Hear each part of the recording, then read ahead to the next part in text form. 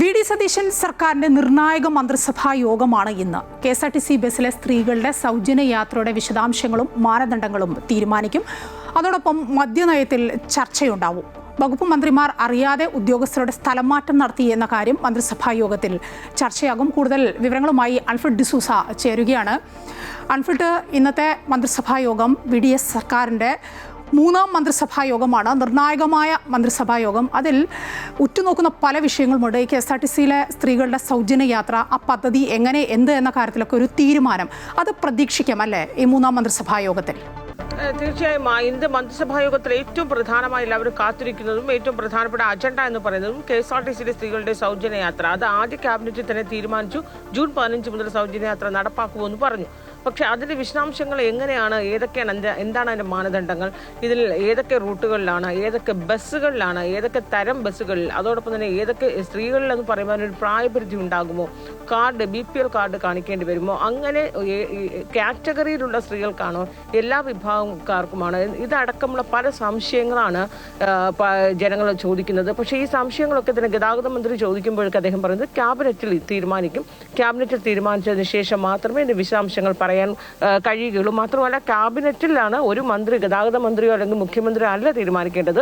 ഇത് ക്യാബിനറ്റിൽ മന്ത്രിസഭാ യോഗം ചേർന്നാണ് ഇതിന്റെ വിശദാംശങ്ങൾ തീരുമാനിക്കേണ്ടത്. അപ്പോൾ ആ തീരുമാനമാണ് ഇന്നത്തെ മന്ത്രിസഭാ യോഗത്തിലെ ഏറ്റവും നിർണായകമായ തീരുമാനമായി ഉണ്ടാവുക. ആദ്യ മന്ത്രിസഭാ യോഗത്തിൽ മുഖ്യമന്ത്രി തന്നെ ഉൾപ്പെടുന്നതാണ്. തുടർന്നുള്ള മന്ത്രിസഭാ യോഗങ്ങൾ ഇതിന്റെ വിശദാംശങ്ങൾ, മാനദണ്ഡങ്ങൾ ചർച്ച ചെയ്ത് അറിയിക്കുമെന്നാണ്. അത് ഇന്നത്തെ മന്ത്രിസഭാ യോഗത്തിൽ, ഇന്ന് വി.ഡി. സതീശൻ സർക്കാരിന്റെ മൂന്നാമത്തെ മന്ത്രിസഭാ യോഗമാണ്. അതിൽ ഏറ്റവും പ്രധാന വിഷയമായി മാനിഫെസ്റ്റോയിൽ ഏറ്റവും വലിയ അട്രാക്ഷൻ ആയിരുന്ന സ്ത്രീകളുടെ സൗജന്യ യാത്ര അത് ചർച്ച ചെയ്യുകയും ഇന്ന് അതിനുശേഷം മന്ത്രി മാധ്യമങ്ങളെ മുഖ്യമന്ത്രി കാണുന്നു. മുഖ്യമന്ത്രി മാധ്യമങ്ങളെ കാണുമ്പോൾ ഇതിന്റെ വിശദാംശങ്ങളൊക്കെ തന്നെയും വ്യക്തമാക്കും. അതിൽ എല്ലാവരും പ്രതീക്ഷിക്കുന്നത് ഇതിൽ സ്ത്രീകൾക്ക് ഒരു പ്രായപരിധി ഉണ്ടാകുമോ അതോ എല്ലാ റൂട്ടുകളിലും ഉണ്ടാകുമോ എന്നാണ്. കഴിഞ്ഞ ദിവസം ഗതാഗത മന്ത്രി ഒരു സൂചന നൽകിയത് ദീർഘദൂര ബസ്സുകളിൽ മാത്രമായിരിക്കുകയില്ല എന്നാണ്. അങ്ങനെയെങ്കിൽ സാധാരണ ഓർഡിനറി ബസ്സുകളിലൊക്കെ തന്നെയും സ്ത്രീകളുടെ സൗജന്യ യാത്ര അത് പ്രഖ്യാപിച്ചുകൊണ്ടുള്ള തീരുമാനം തന്നെയാകും മന്ത്രിസഭാ യോഗത്തിൽ ഉണ്ടാവുക. മറ്റൊരു പ്രധാന വിഷയം മന്ത്രിസഭാ യോഗത്തിൽ ഇന്ന് ഉണ്ടാകുന്നത്, കഴിഞ്ഞ ദിവസം IAS തലത്തിൽ മാറ്റമുണ്ടായിരുന്നു. അഴിച്ചുപണി ഉദ്യോഗസ്ഥരുടെ ആ അഴിച്ചുപണി നടത്തുമ്പോൾ ആഭ്യന്തര വകുപ്പാണ് നടത്തിയത്. പൊതുഭരണ വകുപ്പ്, അത് മുഖ്യമന്ത്രിയുടെ വകുപ്പ് തന്നെയാണ് ആ സ്ഥലം മാറ്റമൊക്കെ നടത്തിയത്. പക്ഷേ അത് വകുപ്പ് മന്ത്രിമാരൊന്നും തന്നെ അറിഞ്ഞില്ല എന്നൊരു ആക്ഷേപം കഴിഞ്ഞ ദിവസം തന്നെ വലിയ രീതിയിൽ ചർച്ചയായിരുന്നു. പ്രത്യേകിച്ച് IT വ്യവസായ വകുപ്പ് സെക്രട്ടറി ഡയറക്ടറായി നിയമിച്ചിരിക്കുന്നത് കണ്ണൂർ കളക്ടറായിരിക്കുന്ന അരുൺ കെ വിജയനാണ്. ഈ ഒരു സ്ഥലമാറ്റം വ്യവസായ വകുപ്പ് മന്ത്രിയായ PK കുഞ്ഞാലിക്കുട്ടി അറിഞ്ഞിരുന്നില്ല. അതിൽ അദ്ദേഹം അതിന്റെ ഒരു പ്രതിഷേധവും വിയോജിപ്പും ഒക്കെ അറിയിച്ചിരുന്നു. ഒപ്പം തന്നെ കൊല്ലം കളക്ടറെ മാറ്റിയത് മന്ത്രി ഷിബു ബേബി ജോൺ അറിഞ്ഞില്ല എന്ന് അദ്ദേഹവും അതിലൊരു പരിഭവവും പരാതിയും ഒക്കെ പറഞ്ഞിരുന്നു. അപ്പോൾ വകുപ്പ് മന്ത്രി, ഉന്നത ഉദ്യോഗസ്ഥരെ, IAS ഉദ്യോഗസ്ഥരെ മാറ്റുമ്പോൾ അതായത് വകുപ്പിലെ മന്ത്രിമാർ ഇതറിയണം. മന്ത്രിസഭയിലോ അല്ല മന്ത്രിമാരോ ഒന്നും അറിയിക്കാതെ മുഖ്യമന്ത്രിയുടെ ഓഫീസ് ഇതൊരു തീരുമാനമെടുത്തു എന്ന രീതിയിലുള്ള പരാതിയാണ് ഉയരുന്നത്. ഈ പ്രതിഷേധം അല്ലെങ്കിൽ ഈ വിയോജിപ്പ് ഇന്ന് മന്ത്രിസഭാ യോഗത്തിൽ മന്ത്രിമാർ അറിയിക്കാനുള്ളൊരു സാധ്യതയുണ്ട്. അതോടൊപ്പം തന്നെ ഈ മദ്യനയം, UDF സർക്കാരിന്റെ മദ്യനയത്തിന്റെ പ്രാഥമിക ചർച്ചകൾ ഇന്നത്തെ മന്ത്രിസഭാ യോഗത്തിൽ നമ്മൾ പ്രതീക്ഷിക്കുകയാണ്.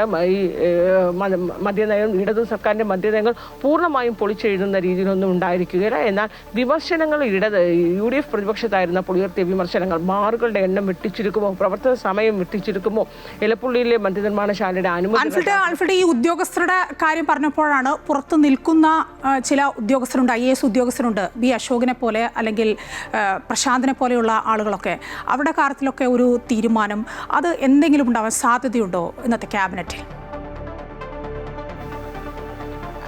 തീർച്ചയായും അതൊരു പ്രധാന വിഷയം തന്നെയാണ്. ഒരുപക്ഷെ ഇന്ന് IAS ഉദ്യോഗസ്ഥരുടെ സ്ഥലമാറ്റത്തിലുണ്ടായ വിയോജിപ്പ്, അസംതൃപ്തിയൊക്കെ തന്നെ മന്ത്രിമാരെന്ന് ക്യാബിനറ്റിൽ അറിയിക്കുമ്പോൾ സുപ്രധാനമായി രണ്ട് ഏറ്റവും പ്രമുഖ IAS ഉദ്യോഗസ്ഥരാണ് സസ്പെൻഷനിൽ പുറത്തു നിൽക്കുന്നത്.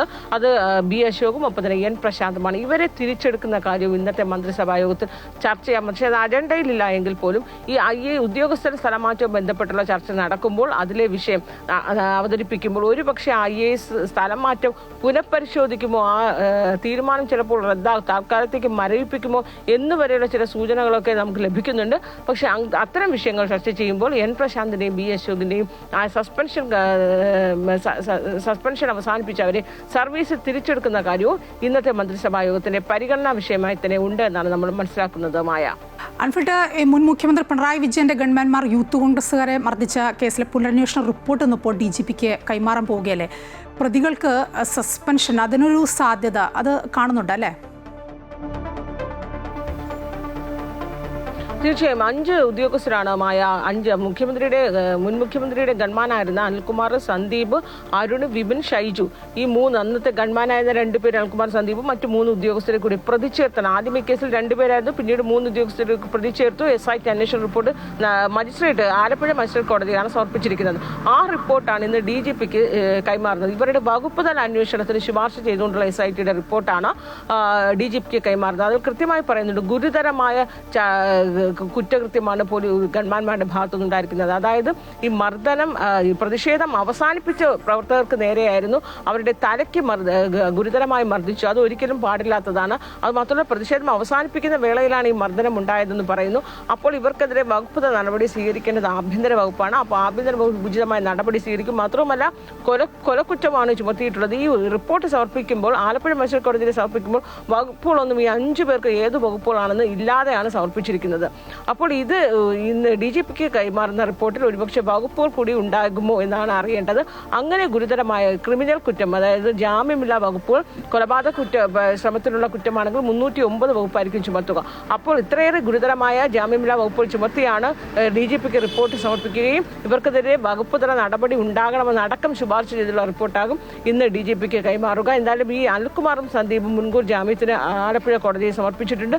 ഈ മുൻകൂർ ജാമ്യം നാളെയാണ് പരിഗണിക്കുക.